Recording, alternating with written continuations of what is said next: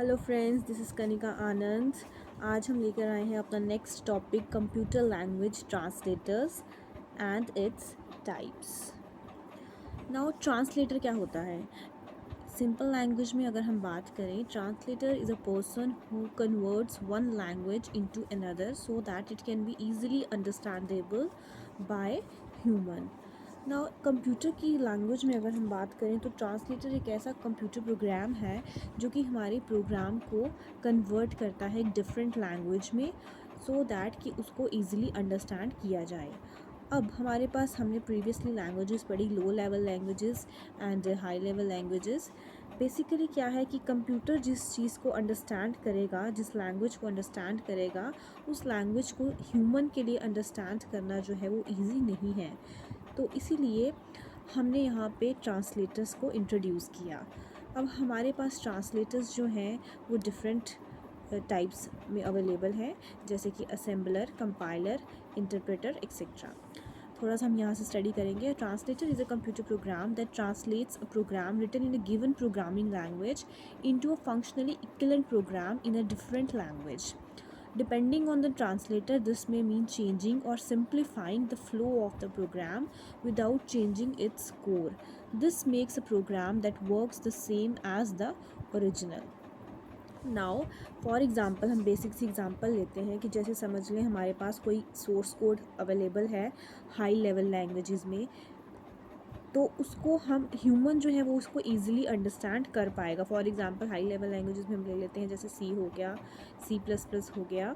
तो जो ह्यूमन है उसके लिए अंडरस्टैंड करना वो कोड जो है वो सिंपल होगा, बट कंप्यूटर के लिए अंडरस्टैंड करना उस कोड को सिंपल नहीं होगा। तो इसलिए हमें उस कोड को कन्वर्ट करना पड़ता है दूसरी लैंग्वेज में, जिसमें कि कंप्यूटर उसको ईजिली अंडरस्टैंड कर पाए सो दैट फिर हम उसको फाइनली एग्जीक्यूट कर पाएँ। नाउ वेरी फर्स्ट हमारे पास यहाँ पे आ जाता है असेंबलर। असेंबलर क्या है?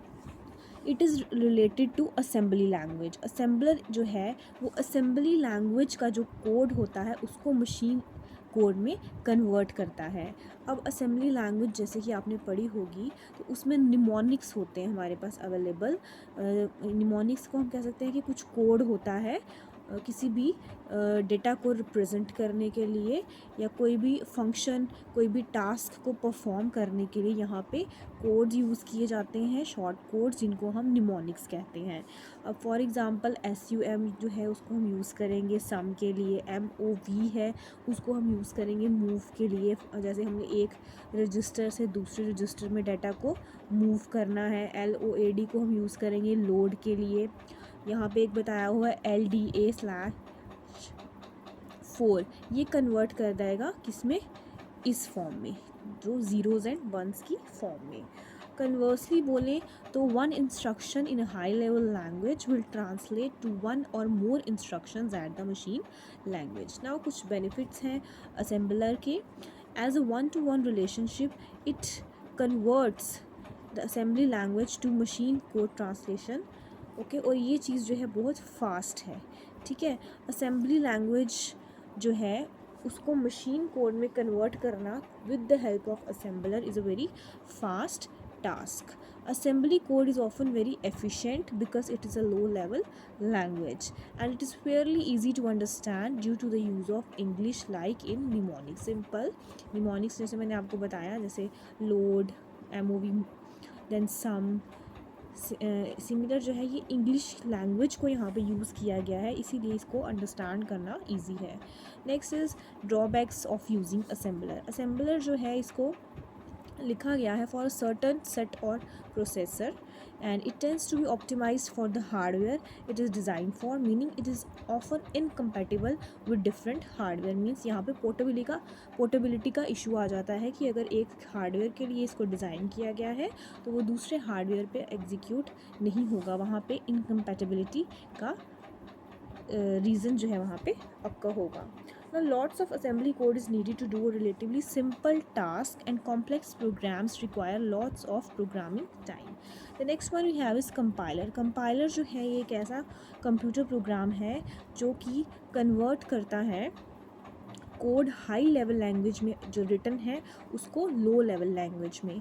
जो बहुत ही कॉमन रीज़न है सोर्स कोड को यहाँ पे कन्वर्ट करने का वो ये है कि हमें एक एग्जीक्यूटेबल प्रोग्राम अवेलेबल हो जाए जिसको हम इजीली एग्जीक्यूट कर पाएँ। मींस इन शॉर्ट कंपाइलर जो है ये कन्वर्ट करता है हाई लेवल लैंग्वेज को मशीन लैंग्वेज में। इसकी एडवांटेजेस, यहाँ पे सोर्स कोड इंक्लूड नहीं होता, देयरफॉर कंपाइल्ड कोड जो है वो ज़्यादा सिक्योर होता है इंटरप्रेटेड कोड से। यहाँ पे कोड जो है उसको फास्टली प्रोड्यूस किया जाता है and it is better at interpreting the source code, क्योंकि जो प्रोग्राम है वो एक एग्जीक्यूटेबल फाइल को जनरेट करता है, so it can be run without the need for the source code. Next is some of the disadvantages. Before final executable file can be created, एक final file को create करने से पहले object code को generate करना यहाँ पे कुछ कंपल्सरी हो जाता है, इसीलिए इसको टाइम कंज्यूमिंग प्रोसेस कहा गया है। And the second one is कि जो सोर्स कोड है वो 100% मीन्स वो प्योरली करेक्ट होना चाहिए, तभी हमारी एग्जीक्यूटेबल फाइल जो है वो करेक्टली प्रोड्यूस हो पाएगी। Next is interpreter. Now interpreter जो है ये कंपाइलर की तरह ही है, मींस ये जो हमारा हाई लेवल लैंग्वेज का कोड है उसको मशीन लेवल लैंग्वेज में कन्वर्ट करता है। बट जो मेन डिफरेंस है वो ये है कि कंपाइलर पूरे हमारे सोर्स कोड को एट अ टाइम जो है एट वन टाइम उसको कंपाइल करता है और उसको कन्वर्ट कर देता है एग्जीक्यूटेबल प्रोग्राम में। बट इंटरप्रेटर जो है ये हमारे सोर्स प्रोग्राम को लाइन बाय लाइन उसकी कंपाइलेशन करता है, one line at a time. So as it analyzes every line, an interpreter is slower than running compiled code, but it can take less time to interpret program code than to compile and then run it. Compare किया जाए compiler से तो ये slow माना गया है then running compile code, लेकिन but ये लेस टाइम लेता है to interpret program code then to compile and then run it. Now this is very useful when prototyping and testing code. आपने प्रोटोटाइप मॉडल अगर पढ़ा होगा सॉफ्टवेयर इंजीनियरिंग में तो आपको ये समझ आएगी चीज़ कि प्रोटोटाइपिंग जब हम यूज़ करते हैं तो वहाँ पे इंटरप्रेटर जो है वो बहुत ही बेनिफिशियल रहता है। मैं आपको थोड़ा सा बता देती हूँ कि प्रोटोटाइपिंग क्या है। सपोज़ आप एक मॉडल डेवलप करने जा रहे हैं, आप एक राउंड उसका डेवलप करेंगे, कुछ फीचर्स उसमें ऐड करेंगे, फिर आप उसको एग्जीक्यूट करेंगे चेक करने के लिए कि वो कैसा रन हो रहा है। जब उसको आपने एग्जीक्यूट किया, आपने चेक किया, आपको लगा कि नहीं वी नीड समथिंग मोर, आप उसमें कुछ और फीचर्स ऐड करेंगे और अगेन उसको जो है एग्जीक्यूट करेंगे। और ये प्रोसेस आप कर सकते हैं जब तक आपको फाइनल जो है, जो आपका फाइनल मॉडल जो है जैसा आप चाहते हैं वैसा डेवलप नहीं हो जाता। तो ये क्या होता है कि जो भी स्टेजेस होती हैं वो क्या हो जाती है, जैसे फर्स्ट स्टेज में आपको एक प्रोटोटाइप मिला उस मॉडल का, उसको आपने चेक किया इंटरप्रेटर की हेल्प से, तो ये टास्क जो है समहाउ आपके लिए ईजी हो जाती है आपको एक फ़ाइनल मॉडल को डेवलप करने के लिए। आप इन बिटवीन जो है उसकी टेस्टिंग कर सकते हैं। नेक्स्ट है कि इंटरप्रेटर्स जो हैं उनको मल्टीपल प्लेटफॉर्म्स के लिए लिखा गया है। इट मीन्स कि रिटन जो है कोड जो है उसको इमीडिएटली आप रन कर सकते हैं डिफरेंट सिस्टम्स पे। यहाँ मीन्स यहाँ पे पोर्टेबिलिटी का इशू आ जाता है कि पोर्टेबिलिटी यहाँ पे पॉसिबल है। एग्जांपल आ जाती है इसमें flash based web programs that will run on your PC, Mac, gaming console and mobile phone. Next है एडवांटेजेस। यहाँ पे इजी है एरर्स को चेक करना। Than a compiler, it is easier to create multi platform code as each different platform would have an interpreter to run the same code. Useful है ये prototyping software and testing basic program logic as I have already told you previously. And disadvantages में आ जाता है कि source code जो है उसकी requirement होती है for the program to be executed and this source code can be read making it insecure. And second one कि due to online translation method interpreters are generally slower than compiled programs।